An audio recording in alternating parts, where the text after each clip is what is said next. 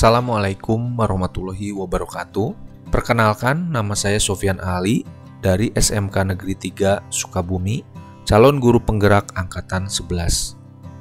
Pada kesempatan ini, izinkan saya untuk menyampaikan koneksi antar materi modul 3.2 mengenai pemimpin dalam pengelolaan sumber daya. Sebelumnya, saya memberikan quotes, "Jangan tunda, lakukan sekarang, selama itu adalah hal yang baik." Tujuan pembelajaran khusus calon guru penggerak. Calon guru penggerak mampu menghubungkan materi modul ini dengan modul-modul yang didapatkan sebelumnya.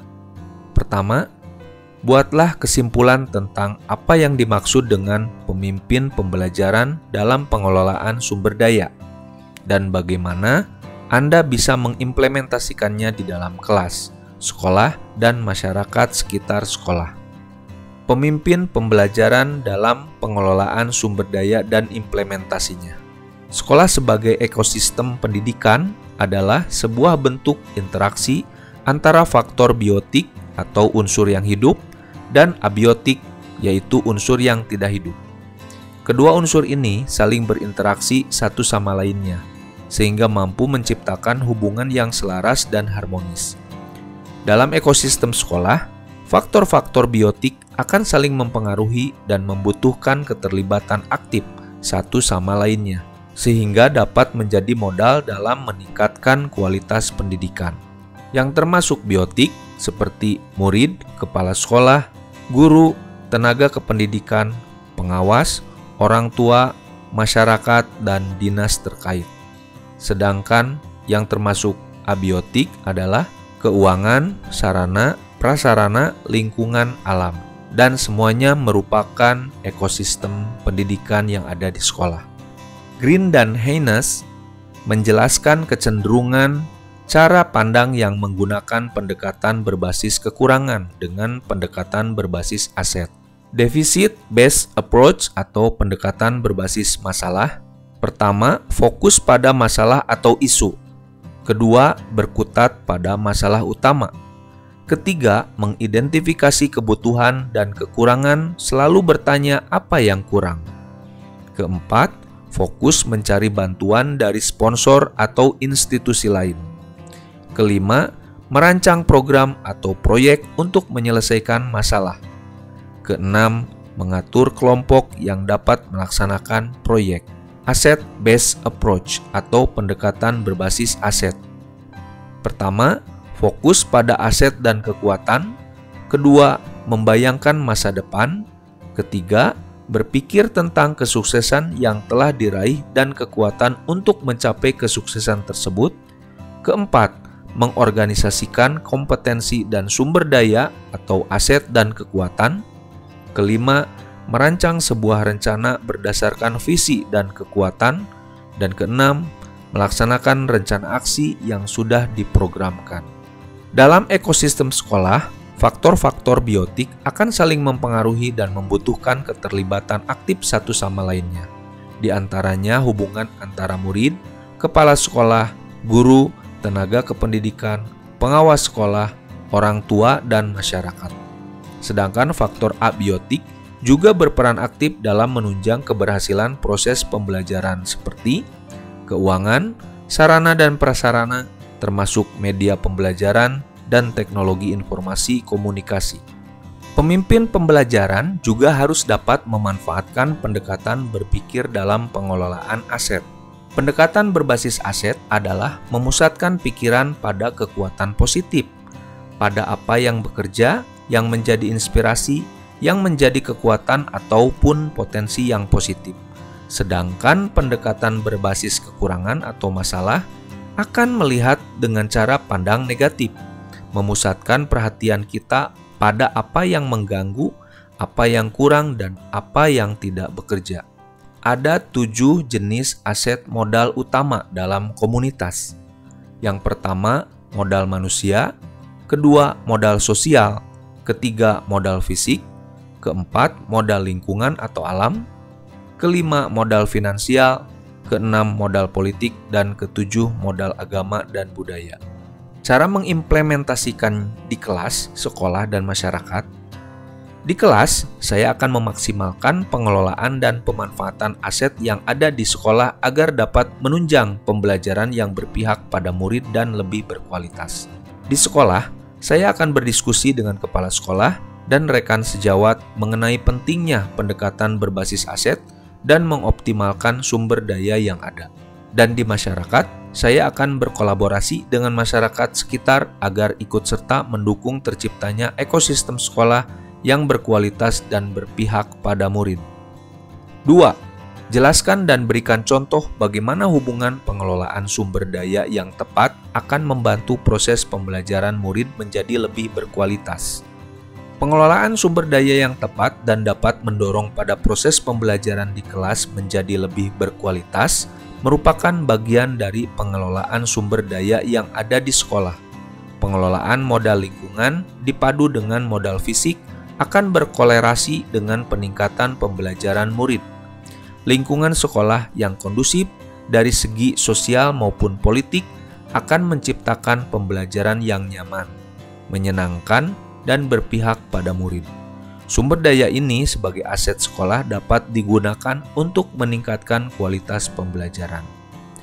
Modal manusia. Modal manusia sebagai sumber daya manusia yaitu guru dan tenaga kependidikan sebagai salah satu modal yang berkolerasi langsung pada peningkatan pembelajaran yang berkualitas. Sekolah dapat memotivasi guru untuk mengikuti kegiatan pengembangan diri melalui BIMTEK, diklat, workshop, dan kegiatan lain yang mendukung kompetensi diri kekinian. Modal sosial. Modal sosial melalui kerjasama dengan MGMP untuk meningkatkan kompetensi guru, kerjasama dengan puskesmas untuk meningkatkan mutu kesehatan di sekolah. Modal lingkungan atau alam.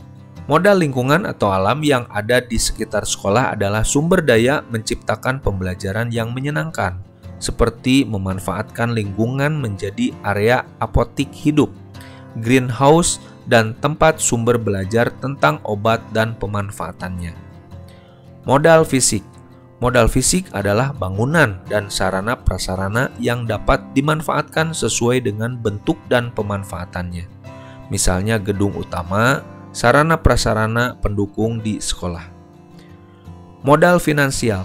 Modal finansial dengan membuat rencana kerja anggaran sekolah atau RKAS sesuai prioritas dan kebutuhan sekolah sehingga mendukung keberlangsungan proses pembelajaran lebih berkualitas. Modal agama dan budaya. Modal agama dan budaya untuk membantu pembelajaran menjadi lebih berkualitas, yakni melestarikan budaya kearifan lokal, misal belajar tari tradisional dan kegiatan religi berupa pondok Ramadan, memperingati hari besar nasional keagamaan, melibatkan tokoh agama di sekitarnya.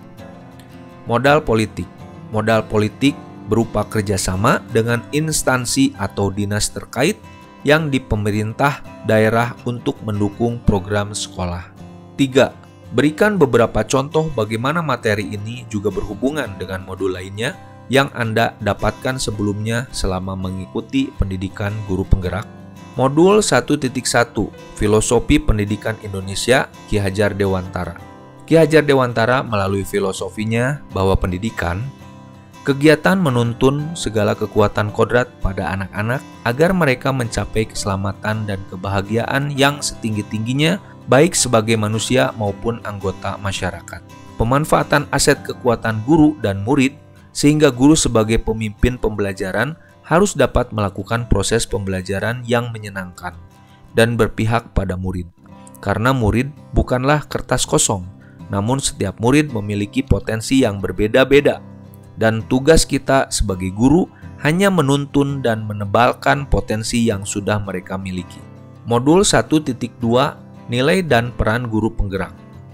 Guru sebagai pendidik merupakan salah satu dari 7 modal utama, yaitu modal manusia.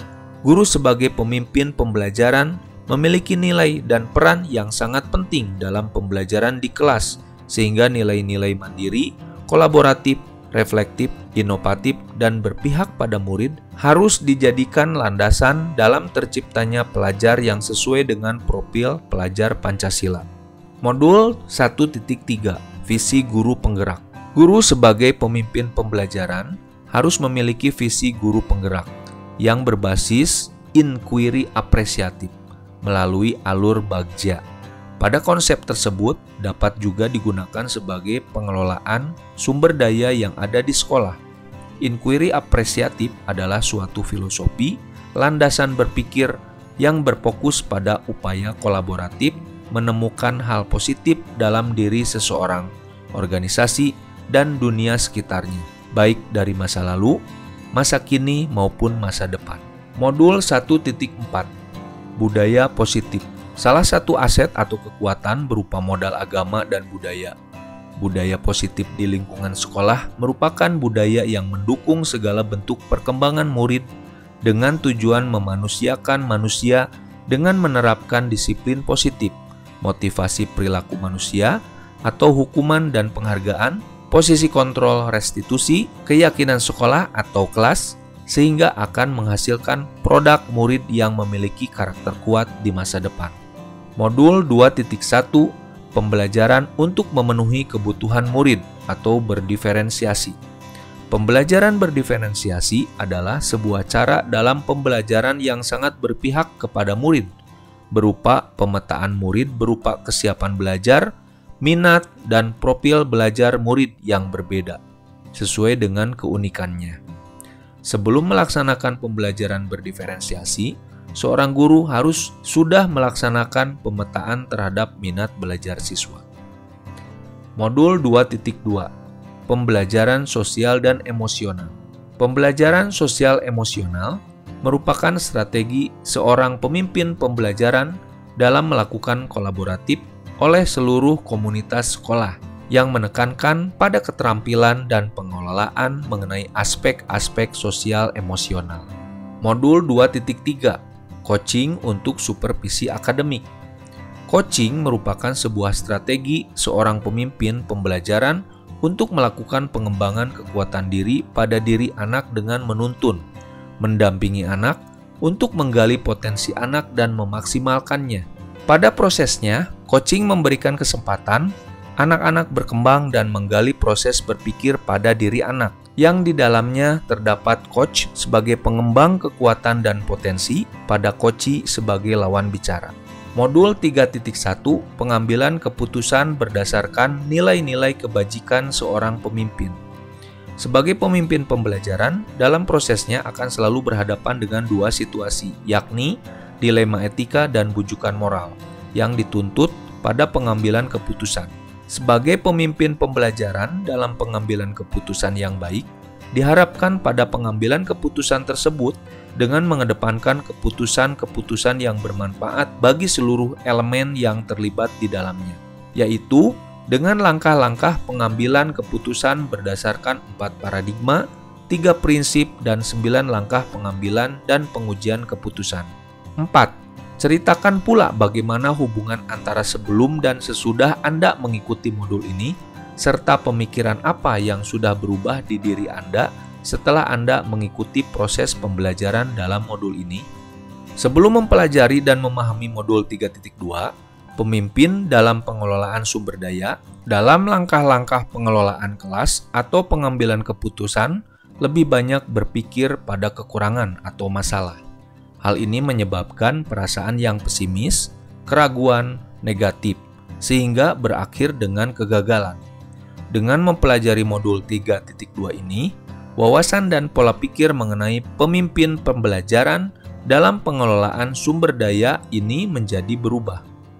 Ternyata seorang pemimpin harusnya selalu mengedepankan pola pikir berbasis kekuatan atau aset yang dimiliki, sehingga hal ini membuat kita akan berpikir positif dan optimis dengan memanfaatkan dan memberdayakan sumber daya atau aset yang ada di sekolah dan lingkungan sekitarnya.